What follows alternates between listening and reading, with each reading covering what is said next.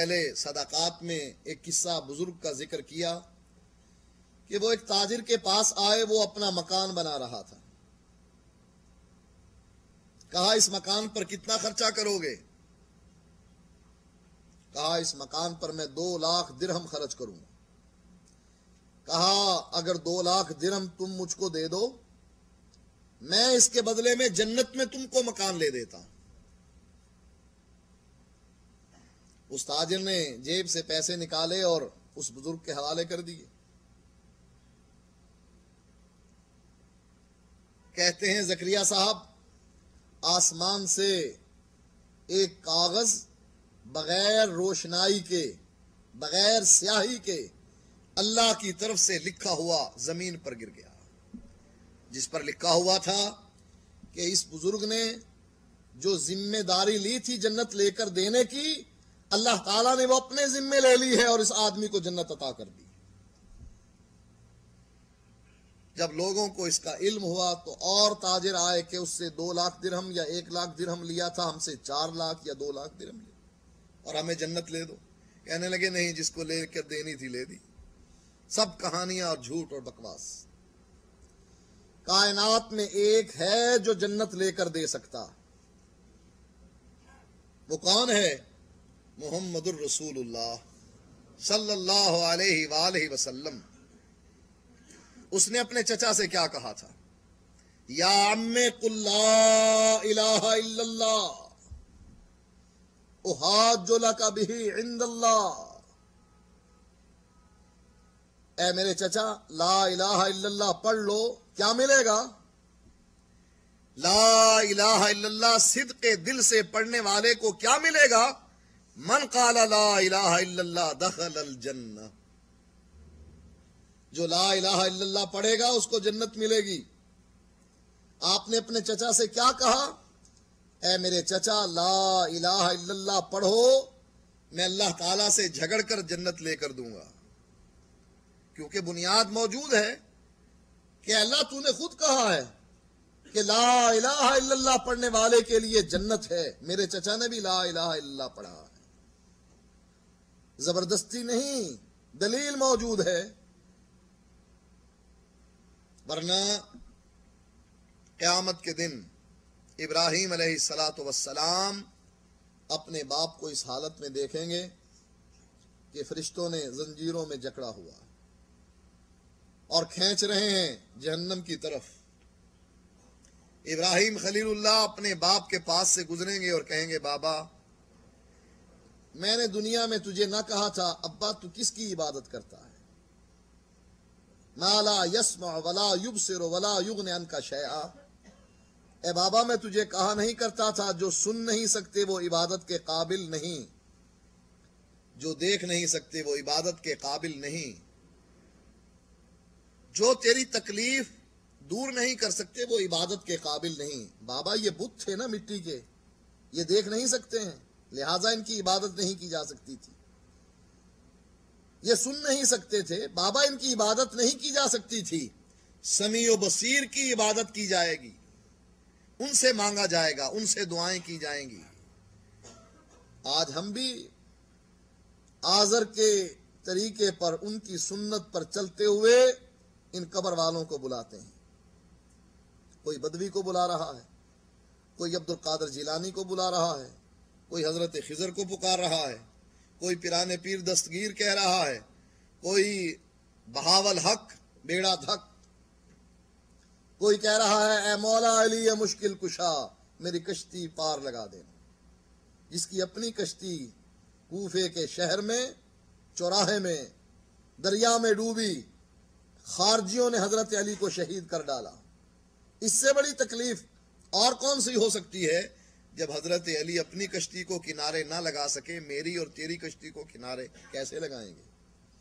ہم آزر کی سنت پر چلتے ہوئے ان درباروں کو سجاتے ہیں اور ان دربار والوں سے دعائیں مانگتے ہیں، ان کے ہاں رکوع اور سجود کرتے ہیں، قبروں کے طواف کرتے ہیں۔ کوئی ڈھکی چھپی بات نہیں۔ میڈیا نے ننگا کر دیا ہے، ان لوگوں کو سامنے لے آئے ہیں وہ ویڈیو بنا کر کہ دیکھو اپنی آنکھوں سے کس طریقے سے قبروں پر سجدے کر رہے ہیں۔ कोई फर्क नहीं आज़र के अकीदे में और आज के इस कब्र परस्त के अकीदे में। इब्राहीम अलैहिस्सलाम जब अपने बाप को नसीहत कर रहे होंगे तो बाप कहेगा, बेटा ये नसीहत का कौन सा मौका, अब नसीहत कोई फायदा दे सकती है? करने का जो काम है वो क्यों नहीं करता? मैं तुझसे वादा करता हूं कि आइंदा कभी भी तेरी नाफरमानी नहीं करूंगा।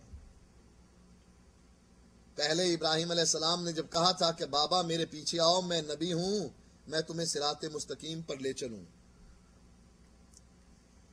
कहने लगा ये मैंने जो बना रखे हैं ये कुछ नहीं कर सकते। इब्राहीम अलैहिस्सलाम कहते हैं कुछ नहीं कर सकते। कहा नहीं मैं इनको पूजूंगा।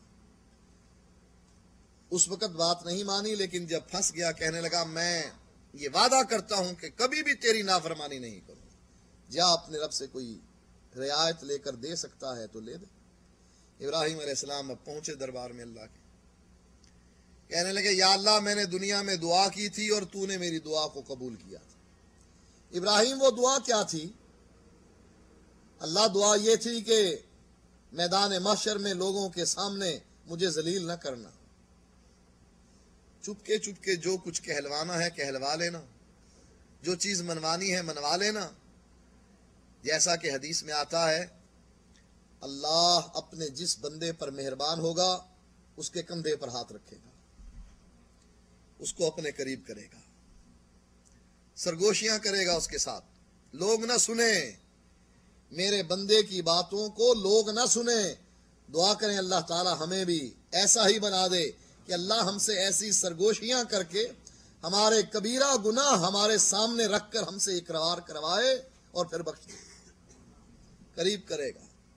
कहेगा बंदे तूने ये गुनाह किया था या अल्लाह किया था, बंदे तूने ये गुनाह किया था या अल्लाह किया था, बंदे तूने ये गुनाह किया था या अल्लाह किया था, गलती हो गई। कहा बंदे या दुनिया में मैंने तेरी सतर पोशी की, आज मैदान महशर में मैं तेरे सारे गुनाहों को माफ कर देता हूं। एक और बंदे को करीब करेगा और उसको गिनवाएगा, ये सगीरा गुनाह तू दुनिया में करता रहा, वो कहेगा या अल्लाह करता रहा। कहा जा मैंने तेरे सारे सगीरा गुनाह नेकियों में बदल दिए।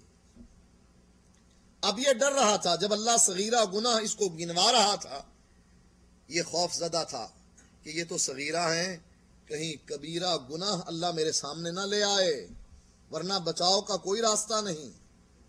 अब जब इसने अल्लाह की ये रहमत देखी कि अल्लाह ताला ने इसके सगीरा गुनाहों को नेकियों में बदल दिया, खुद कहने लगा, पहले डर रहा था कि अल्लाह सामने ना ले आए, फिर खुद कहने लगा अल्लाह मैंने तो बहुत से कबीरा गुनाह भी किए हुए हैं जो मुझे नजर नहीं आ रहे।